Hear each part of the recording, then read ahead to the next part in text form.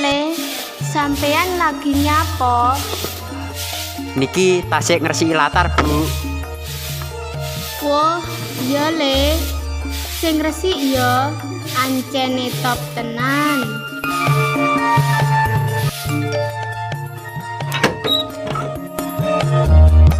Biar aku lek ana wong telepon, tibake mung notifikasi WA mlebu. Hahaha. He alah. Welcome to Mobile Legends!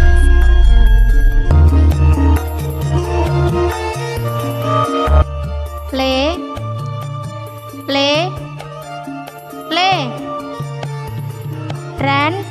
Randy. Janjane kuping apa jebor?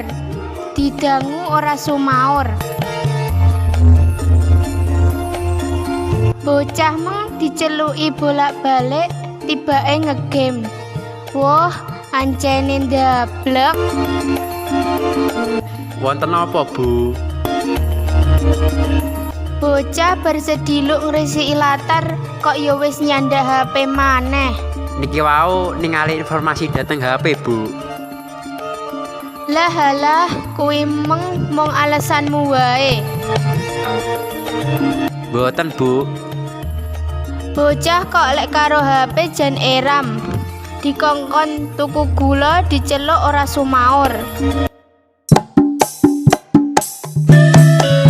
Handphone pancen wigati apa maneh ing jaman modern.